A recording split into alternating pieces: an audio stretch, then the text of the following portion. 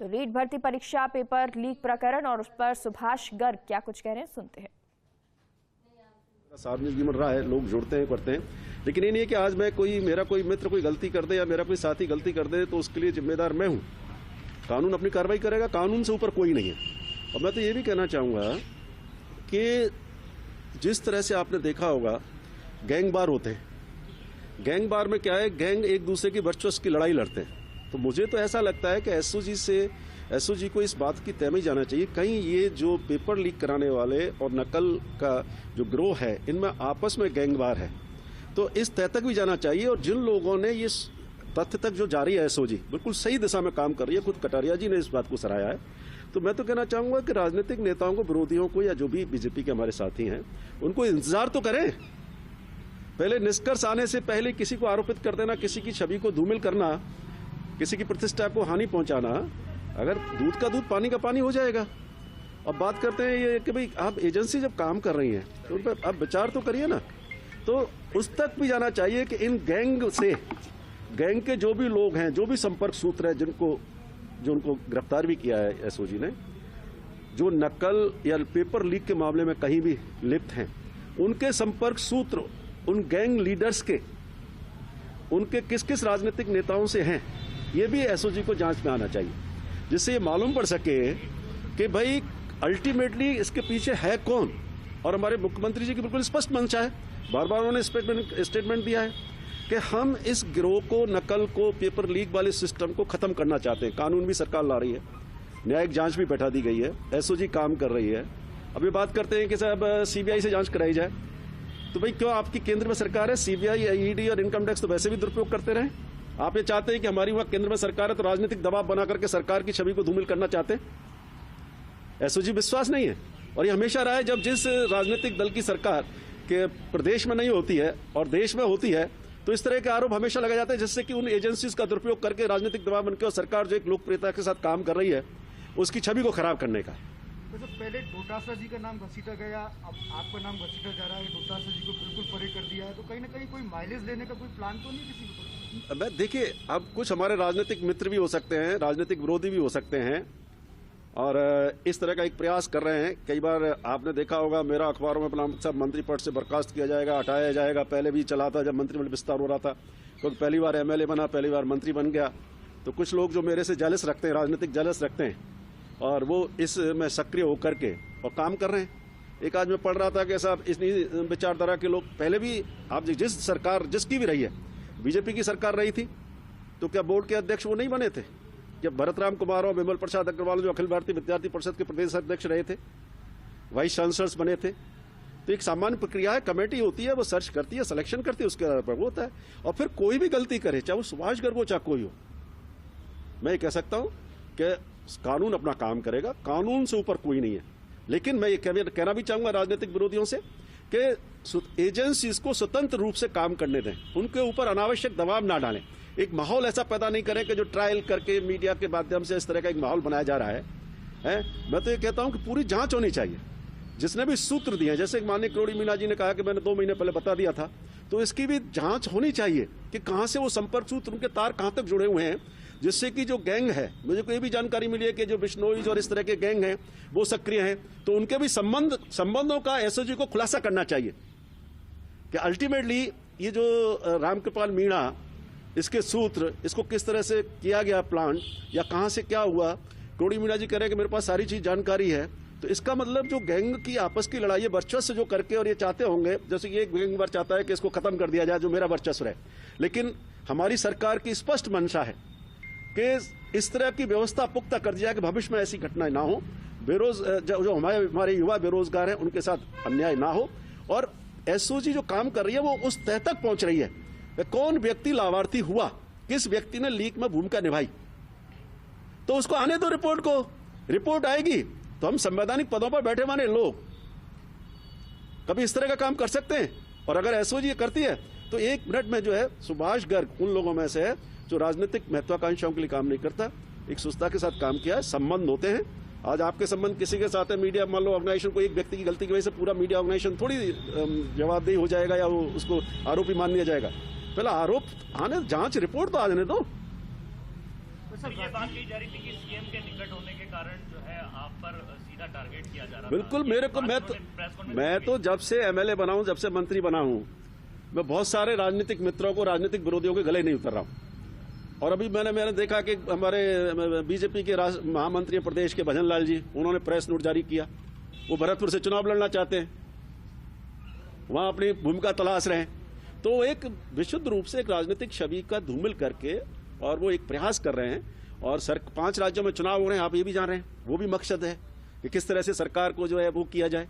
लेकिन मैं ये कह सकता हूं, कानून को अपना काम करने दी जानी चाहिए। एजेंसियां स्वतंत्र है और बहुत अच्छा काम कर रही है एसओजी।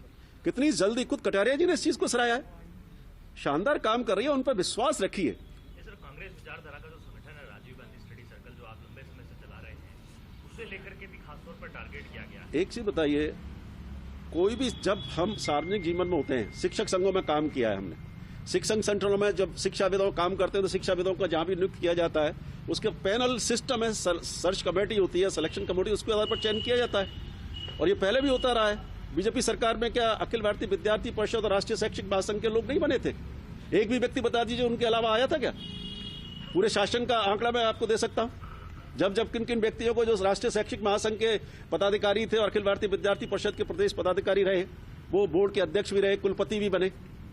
तो ये तो सब, ये हर राज्य में ये होता है, हर राज्य या हर देश में भी होता है। और अभी भी जो सेंट्रल यूनिवर्सिटीज के वीसी बनाए जा रहे हैं, क्या वो उस आधार पर नहीं बन रहे? तो ये तो सब कहने की बात है। इन चीजों को वो एक राजनीतिक माइलेज देना चाहते हैं। लेकिन मैं ये कह सकता हूं, मुझे कानून पर पूरा विश्वास है। एजेंसीज अपना काम कर रही हैं। मैं तो यही अपील करना चाहूंगा, एजेंसीज को स्वतंत्र रूप से काम करने दें। दूध का दूध, पानी का पानी हो जाए। वैसे आपने कहा गैंगवार की बात, कहीं ये बिश्नोई बनाम मीना कुछ इस तरह का चीज तो नहीं? कुछ भी संभावित हो सकता है। किरोड़ीलाल जी के पास में सारी जानकारी है सर। मैं यही तो कह रहा हूं, अल्टीमेटली किसी भी व्यक्ति के पास कोई भी जानकारी आ रही है तो एजेंसीज को उस जानकारी की तह तक पहुंचना चाहिए, मतलब टॉप से लेके बॉटम तक जाना चाहिए कि भाई अल्टीमेटली तो वो सूत्र मिलेंगे, कॉल डिटेल्स निकलवाई जाएं। जब से रीट का एग्जाम का घोषणा हुई तब से लेके अब तक इनकी जो ये पकड़े गए हैं, इनकी कॉल डिटेल्स, उनके राजनेताओं की, कोई भी राजनेता हो, उनकी भी कॉल डिटेल्स निकलवा ली जाएं कि नकल, इस पेपर लीक के मामले में जो लोग भी इन्वॉल्व हैं उनके संपर्क सूत्र क्या रहे। कल रिश्ता की ओर से आपको कार्यकारिणी से पदमुक्त कर दिया गया, मेरे को खुद को ही बड़ा अजीब लग रहा है। मेरे 4-5 सालों से तो मुझे कोई ये नहीं मालूम कि मैं संरक्षक हूं क्या उसका। 3 साल जब से मंत्री बना हूं, मैं किसी कार्यकारिणी, मुझे आज तक न्योता ही नहीं आया कि मुझे किसी बैठक में नहीं बुलाया गया। और खुद जो संगठन के पदाधिकारी, जो हमारे राजनीतिक मेरे विरोधी भी हैं, वो खुद 9 साल से इलेक्शन नहीं कराया। 9 साल से जिस संगठन का इलेक्शन नहीं हुआ हो तो उसकी कार्यकारिणी या उसके द्वारा निर्णय लेने क्या है, ये तो केवल क्या है कि वो ही मेरे जो राजनीतिक मित्र हैं वो एक माहौल पैदा करके देना चाहते हैं मैसेज कि ऐसा क्या पद है, संविधान में पद की कोई व्यवस्था ही नहीं है संरक्षक की। तो ये तो केवल वही है कि वो कुछ हमारे राजनीतिक मित्र और कुछ राजनीतिक विरोधी मिलकर के वो एक जो प्रोफेशनल जो जेलसी होती है, पॉलिटिकल जेलसी होती है, उस पर काम करना चाहिए। राजीव गांधी स्टडी सर्कल पर भी आरोप लगाया जा रहा है कि उनके पदाधिकारी दे दिया। सर, ये कल किरोड़ीलाल जी कह रहे थे कि आरएलडी से एकमात्र विधायक होने के बावजूद भी उनको मंत्री परिषद में शामिल किया गया, ऐसा क्या कारण था? और इसके बाद में भी जो है उनको हर काम में आगे रखा जाता है, तो ये क्या, किस तरह की बात है सर? अब मैं इस पर कोई वो नहीं करूंगा, लेकिन एक बताइए, क्या आरएलडी का एकमात्र विधायक होने से क्या वो मंत्री नहीं बन सकता? हमारा पूर्व अलायंस था, इलेक्शन पूर्व अलायंस था, तो नहीं चलो, जब पूर्व अलायंस होता है, प्री अलायंस होता है, तो उसमें निश्चित रूप से ये होता है कि भाई कोई भी चाहे 1 जीत के आ रहा है, चाहे 2 जीत के आ रहा है, 5 जीत के आ रहा है, उनको जो उसके आधार पर बनाया जाता है, मंत्रिमंडल में लिया जाता है और ये उच्च नेतृत्व तय करता है। हाईकमांड कांग्रेस का, हमारे राष्ट्रीय लोकदल का नेतृत्व तय करता है। तो मैं तो कह रहा हूं, इसीलिए तो नहीं मैं गले उतर रहा हूं लोगों के कि एकमात्र विधायक, उसको मंत्री बना दिया, इस तरह की बहुत कोशिशें भी की गई। पर मुझे कानून पर विश्वास है, परमपिता परमेश्वर पर विश्वास है। मैं बताइए, ये हमेशा से होता रहा है, जो भी राजनीतिक प्रदेश में दल विरोध में होता है और अगर उसकी सरकार केंद्र में है तो उसको अपनी एजेंसियों में बड़ा भरोसा रहता है ना। मैं ये तो कह रहा हूं, क्या सीबीआई, ईडी और इनकम टैक्स फ्री है? जिस तरह से कालों में उसका राजनीतिक दुरुपयोग किया गया है, राजनीतिक विरोधियों के लिए उसका इस्तेमाल किया गया चुनावी फायदा लेने के लिए, तो क्या गारंटी है आप ये एसओजी को पहले एक रिपोर्ट तो आने दो ना, दूध का दूध पानी का पानी होने दो। और खुद आज कटियार जी ने खुद भी कहा है कि एसओजी बहुत अच्छा काम कर रही है। एजेंसी कोई भी काम करे उसको स्वतंत्र रूप से काम करना चाहिए, किसी भी दबाव में नहीं आना चाहिए। और मैं समझता हूं शानदार काम किया, इतने कम समय में सारी तह तक पहुंच रहे हैं और लगातार जारी है जांच।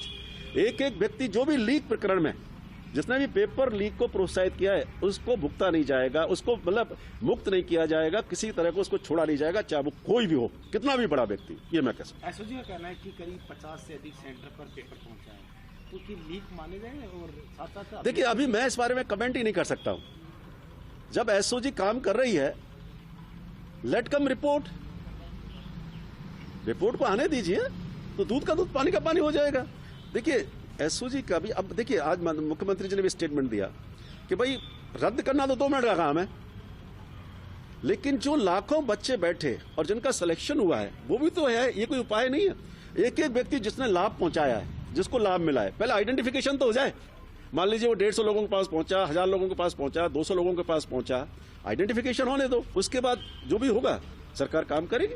सर देखिए, आप उस कमेंट तरह से बर्खास्त किया सर, क्या माना जा रहा है कि उनकी भूमिका के कारण उनको बर्खास्त किया गया या फिर केवल एक प्रशासनिक जिम्मेदारी उनके पास होने के कारण? देखिए, अब ये तो एसओजी बता सकती है, मैं मानता हूँ ये है, पर ये मैं कह सकता हूँ कोई भी कितनी भी इस पदों पर बैठा हुआ व्यक्ति लीक प्रकरण में नहीं हो सकता, मेरा ये मानना है। फिर भी जो एसओजी जांच कर रही है, अभी मैं इस तरह के स्टेटमेंट देने से कोई, क्योंकि एसओजी दबाव में आती है, राजनीतिक उस तरह का कोई स्टेटमेंट। एसओजी एक स्वतंत्र रूप से काम कर रही है और शानदार काम कर रही है, और पहले भी उन्होंने बहुत अच्छे काम किए, अभी भी अच्छा काम कर रही है।